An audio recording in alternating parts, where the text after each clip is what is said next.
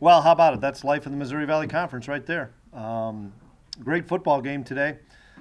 Give Western a lot of credit. They had us on our heels, especially all through that first half, and we didn't play exceptionally well, but give credit to Western Illinois. We didn't play well because Western Illinois played, I thought, pretty doggone good football. And then the second half, we made an adjustment after the first drive on defense.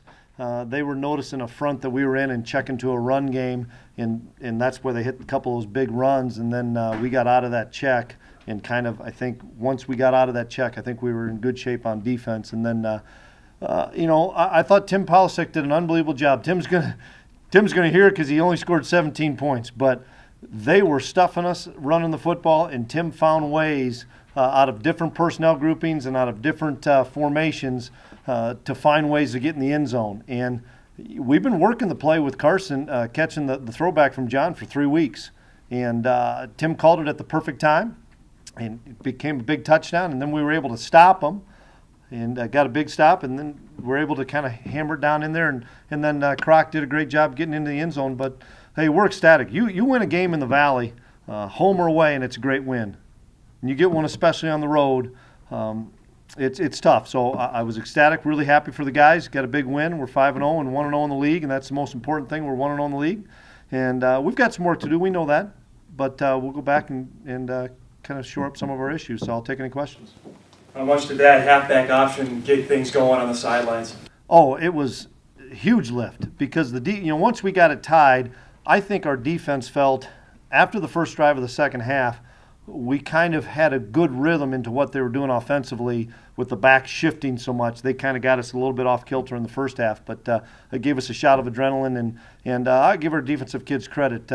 It's interesting. They played poorly. I don't know what our stats were, but in their eyes, they're disappointed, and we gave up 10 points. So that shows you kind of their expectations.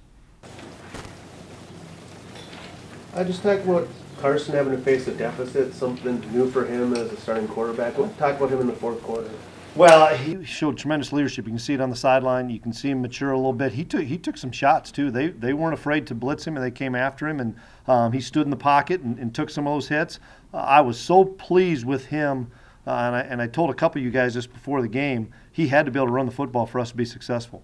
Whether or not that was a scramble or a design run, and Tim made an unbelievable call on the 3rd and 10 when everybody thought we were going to throw it, and he ran Darius in motion, and we faked the jet, and Carson ran the quarterback power and got 11 yards. That was a great call and a big-time play for Carson. You're talking about the Valley, Indiana State beat UNI, Illinois State gave South Dakota State its worst loss ever. You feel like you survived, in a sense, when you talk about the Valley? No question, Jeff. You survive, but we may be saying that a lot, and a lot of schools may be saying that throughout the next 8 weeks is we survived and kind of advanced to the next game. And that's, I don't know, can 8-0 win the league again? Yeah, but is it going to really happen? Is it going to be 6-2? Is it going to be 7-1, 6-2, even 5-3? But it shows the quality of our league, and you've got to – everybody knows each other so well in this league. You get so much crossover tape. I don't care if we haven't played Western in 3 years. We see them all the time. They see us. Everybody knows each other so well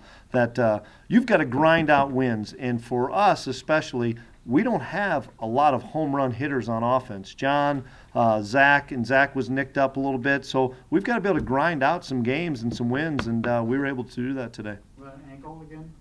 Yeah, same one that he kind of hurt in practice. You could tell right when he caught it, he got his leg clipped out from underneath him, and that'll probably shelve him for a few weeks. You had some trouble inside the red zone again, Chris. Did you feel like you had to go to a trick play to make something happen? If that's what it would take, you bet. And they had a pretty good plan against us, I thought, in the first half. And then when we started to spread them out a little bit more, I think that's when you noticed that we were able to get some creases on them. It's 11 personnel for us with 3 wide receivers and a tailback, and Darius happened to be one of the wide receivers. That was the personnel grouping that kind of opened up the floodgates, so to speak. We're able to get the touchdown out of there on the trick play, and then we were able to run the ball pretty effectively in that last drive. Chris, do you concern you're talking about your defense having high expectations. Are you concerned they don't enjoy victory? If you know what I mean? Yeah, we kind of heckled them a little bit in there because you tell the kids were not as maybe as excited as they should have been for a big W. So when we did our school fight song again, we did our same thing. We did it over and said, hey, guys, hey, a win's a win. But that's the standard that's been set by these guys. It's a standard that's been set at North Dakota State, and they have high expectations. But in the same respect, it's Valley play, and you're going to grind out wins, and you're going to grind out games, and I'm ecstatic that we got the win. The sprain for Zach, do you know the exact deal? It's more the foot than it is the ankle, from what I believe. Coach, 3-3 on third down conversions in the fourth quarter, 2-4 in the third quarter. What made you guys so successful on third down, especially those third and long situations today? I thought we tried to spread them out a little bit more, and that was what we were, we'd been more of a condensed formation, and I thought Western did a good job of defending us in the condensed formation, and so we had to spread them out a little bit more, and we kind of went into our call sheet pretty deep, Coach Polasek did, probably things that we hadn't shown a bunch, and that was probably a big benefit to us because we were able to get some of those completions. Urzendowski had his best day. Your comment on his play? I didn't. What's his stats on it, Jeff?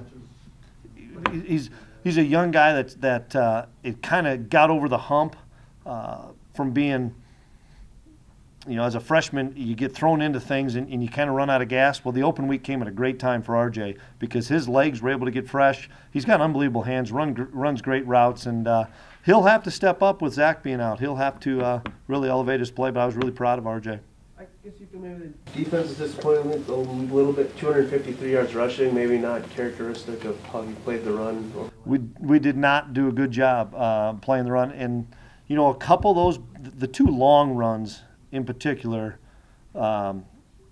give Western Illinois credit. They caught us in a front that is not a great run defensive stopper, and they hit us on it, and we were able to shore that up after that first drive of the second half. But hey, give Western credit. They did a heck of a job running the football against us. Can you tell when they're lining up and they're kind of shutting down, giving you guys some problems, maybe whose tape they focused on the most, where they kind of pulled from, and does that help you at all?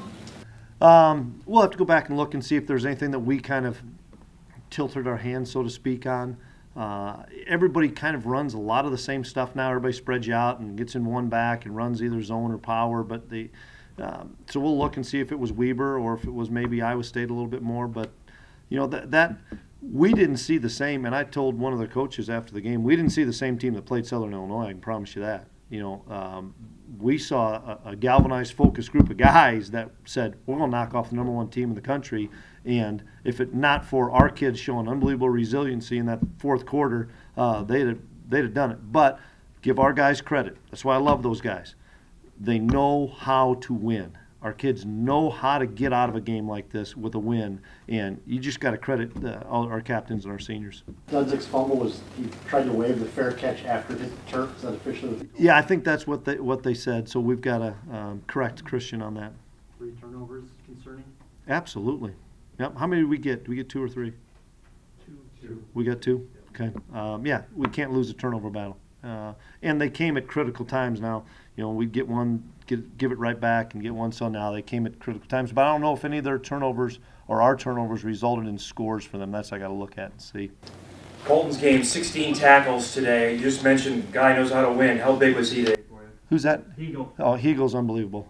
He's a great tackler, a better competitor, better leader. And it's guys like Colton Hegel and seniors like that get us out of these games and find ways to win because they are what this program is, and that's why I love coaching those guys. Coach, you talk about after those turnovers, how you guys were able to recover and really kind of regain your focus in the fourth quarter. Yeah, we preach it so much to our guys of when our offense turns it over, be ready for sudden change, meaning they could take a shot, they're going to try something maybe a little bit different to try to make a big play, and also we've got to try to counter that with a big play of our own. And I think Heeg's got one strip that was a big-time strip that was a good play for us. And we probably missed one. I think Trey probably had a pick that he should have had late in the fourth quarter that would have maybe gotten us down there as well.